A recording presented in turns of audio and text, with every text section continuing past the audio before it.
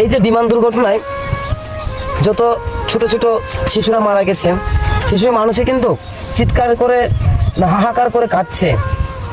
সেই সময় সুবিধাবাদী যে আমাদের মধ্যবিত্ত লোকেরা আছে না, তারা কি করেছে জানিস? তারা 40 টাকার পানির বোতল 600 টাকা করে বিক্রি করেছে। শুধু পানির বোতলে শেষ না রে ভাই, যেখানে রিক্সা ভাড়া রাখার কথা 60 টাকা, সেখানে রাখা হয়েছে 1500 টাকা। তাহলে আমরা মানুষ হলামটা কোথায় বল? আসলে আমরা মানুষ হলাম না রে।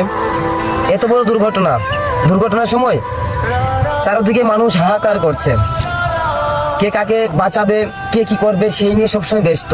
কিন্তু দেখা যাচ্ছে কিছু কিছু মানুষ সেলফি তোলার জন্য ব্যস্ত। এবং রাজনীতিবিদদের কারণে আসলে একটা ঝলসে পড়া রোগীকে, ছোট ছোট ছেলে মেয়েকে যে সুস্থভাবে নিয়ে যাবে সেই পরিস্থিতি নেই, সবাই সবার ধান্দাতে। আসলে জানি না বাংলাদেশটা কোন গতিতে এগিয়ে যাচ্ছে, আমাদের কি হবে। আসলে খুবই চিন্তিত হয়ে পড়েছে। সেই জুলাই আগস্টের সময় যেখানে মুগ্ধ তার প্রাণটি বিসর্জন দিয়েছিল, পানি লাগবে পানি, পানি লাগবে পানি বলেন। আর আজকে সেই পানির মূল্য 40 টাকার জায়গায় 600 টাকা হয়ে গেল। কোন দেশে বসবাস করি রে? অনেক কষ্ট লাগে, অনেক খারাপ লাগে, অনেক ভাবনায় অনেক প্রশ্ন জাগে মনে। হাই রে জীবন, হাই রে দেশ। রনিদা, কথাগুলা শুনে আমারও বড্ড কষ্ট লাগে।